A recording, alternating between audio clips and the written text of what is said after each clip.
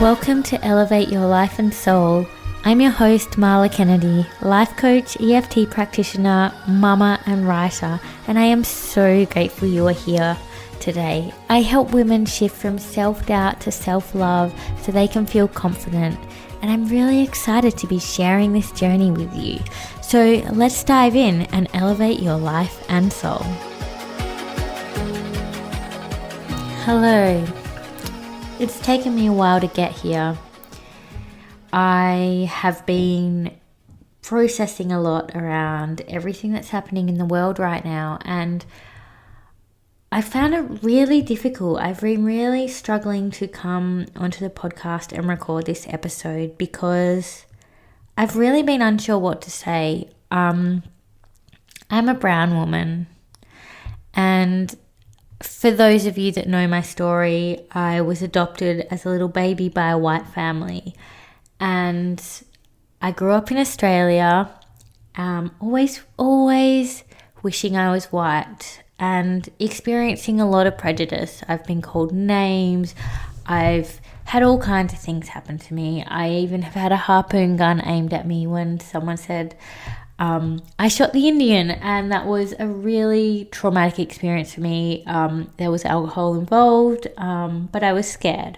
So when I say I've experienced prejudice, I really mean it, and it really feels real for me. So everything that's been happening has really brought a lot up for me around my identity and stuff. And I really want to point out that I'm not black, so I don't understand the oppression. I never will, I never have, and that is something that I can't relate to because I haven't experienced it. So there is so much for me to be educated on myself. And the other thing that I'm really concerned about and care about is that in Australia, Black Lives Matter too, and I'm really working on educating myself on deaths in custody and Indigenous rights and all the stuff that's happening here at home, because it's really prevalent here too, and I think it's really important that is known and that is brought to the surface too. So, as I mentioned, I jumped right in there with my little prejudice stories, but it's been a big one for me. And, I never felt like I belonged in Sri Lanka because I'm not, I've grown up in an Australian culture, so I carry myself differently, and I got stared at when I was over there. I got harassed. The army got involved one time, because this guy pushed into me and abused me in Sri Lanka, and they wanted to press charges because apparently what he had said was really offensive. So I experienced prejudice there, and then I came back here and I experienced prejudice as well in different ways. So I've always felt a little bit like an outsider, and I've really reconciled that, and I've done a lot of work, but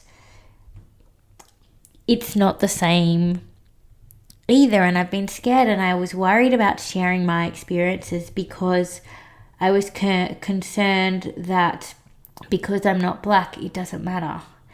And what I've realized is that as a brown woman, I need to share, and I need to hold space for other women of color. And my friend and I are going to be running a circle early July for women of color, which I'm really excited about. It's a free event, and there's only 10 spots. So that is one thing that I am doing to help have a platform and a voice for women of color who, like me, may feel in between. It feels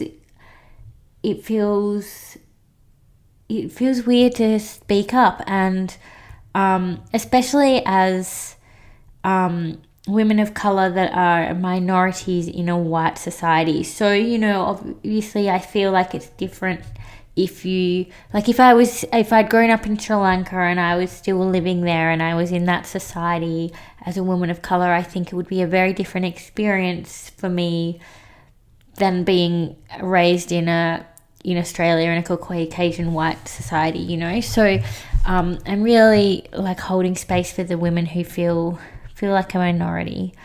And I'm really looking forward to doing that. It's stepping into circles. I'm about to start circle training, learning how to hold them even more deeply and effectively with Mittley Southie, which I'm so excited about.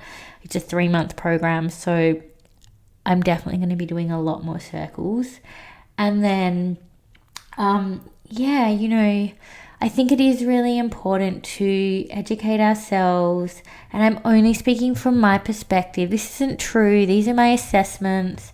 But I do believe everyone needs to educate themselves. If you can sign petitions, I've signed petitions. I've donated to various causes that I believe are supportive and are going to help shift things and support Black people in Australia and in America.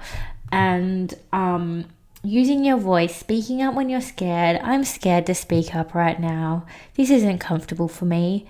In the context of everything, it's not. I'm comfortable talking about my experience of prejudice as a brown woman, but in the framing of what's happening right now, this is really uncomfortable for me, and I want to make that clear. And then, educating yourself. So I'm doing. I'm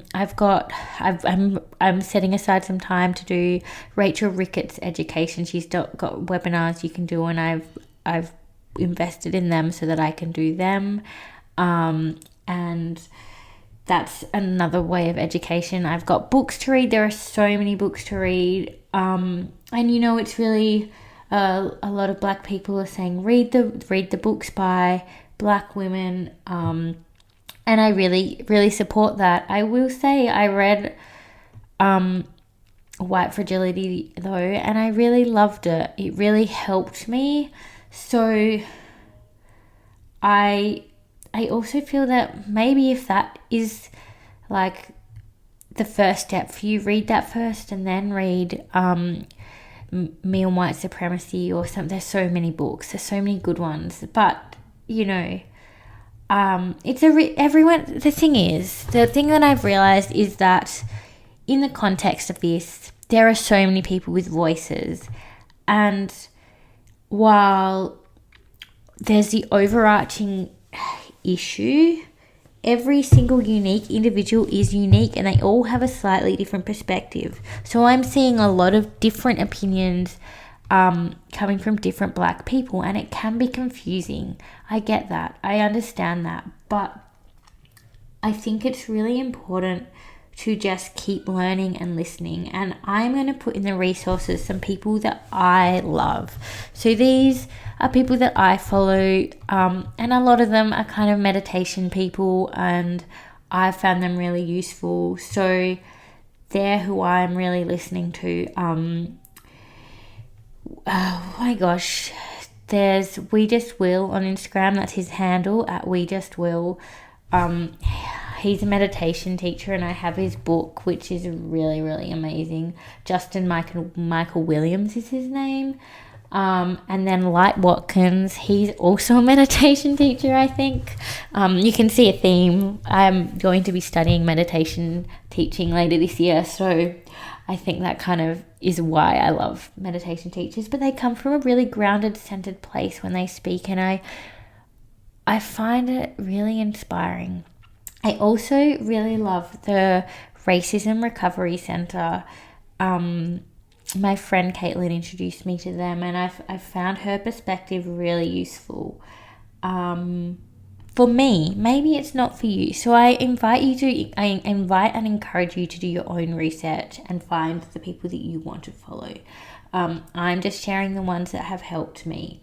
What I love about Light Watkins is, and Justin, they both have shared a lot of videos and stuff, and Justin mentioned calling out versus calling forward, and I really liked this because he is saying call people forward without calling them out. And I do really believe, like, my experience is when I hear people shaming people for learning or not knowing, I find that hard. It's not inspiring. And at the start, I felt like that. I went into a bit of shaming almost because I was angry, and I was processing my emotions, but it wasn't useful.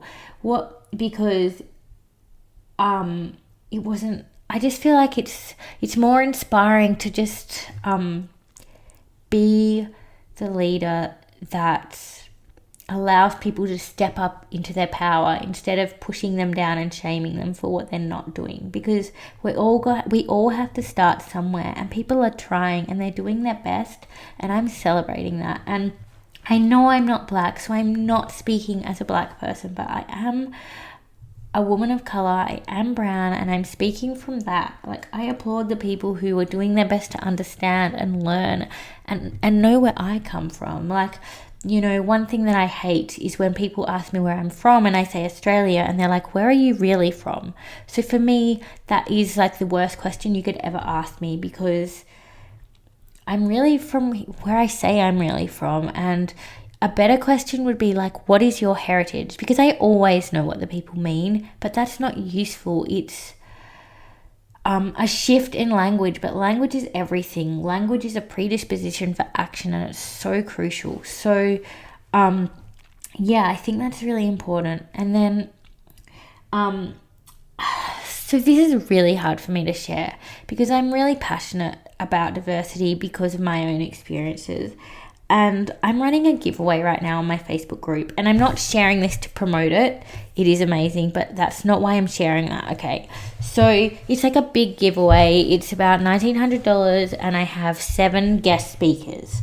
Now, when I was putting together this giveaway, I was really wanted to feature women of color and black women, and that was my intention. And I put it out there. But I just put it out to everyone because I just wanted to make it, I just wanted to put it out there to everyone and just inspire people to apply. But I did also personally reach out to women of colour and black women particularly as well, and invite them to be part of my giveaway, invite them to apply. Now I have an application process because it makes it easier for me to navigate. It's not because I'm getting someone to apply because I'm going to choose them. If I ask someone to apply, it's because I want them in it. It's just because then I can keep track of all the applications and I get the questions answered. It's what I do with my podcast. It's just a system in place. So I asked black women to apply.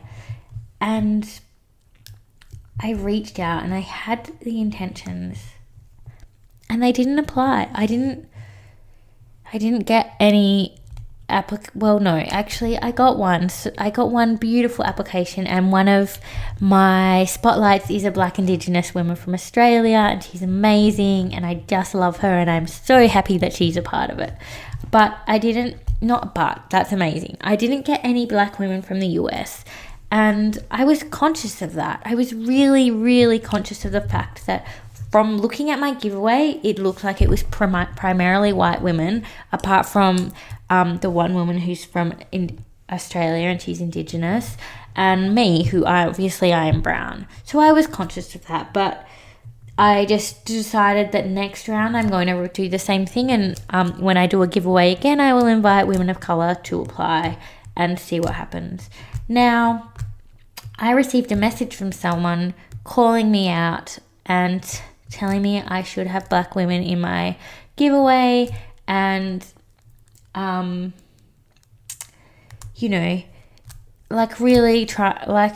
wasn't a mean message, but it called me out. And I felt shame. I spiraled into shame because I knew how much I had done my best to try and get black women in, but I am not responsible for other people's actions. I cannot control anyone else, and I am not going to chase people.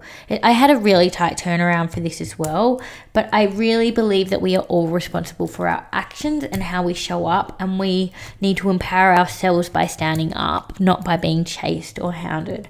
And so that was that hit me. I know that was just a perspective, and I know what it looked like from the outside, but it was a really big lesson for me because I really learnt what other people's perceptions can be, and I learnt that things aren't always as they seem, which seems really obvious, but sometimes we don't always know what's actually happening and what's happening behind the scenes. And there's a lot of judgment, there's a lot of vilifying and a lot of anger right now, and I really get that.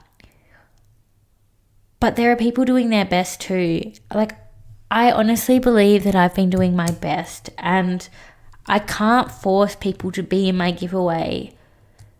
I invited them, I asked, I reached out, I did all the things. And that looks like my giveaway isn't the most diverse, even though it does still have women of colour in it. It's the minority, but it's not from lack of trying. So I guess I just wanted to share that, because I feel like people are going to have their assessments and their perceptions, but it doesn't make it true.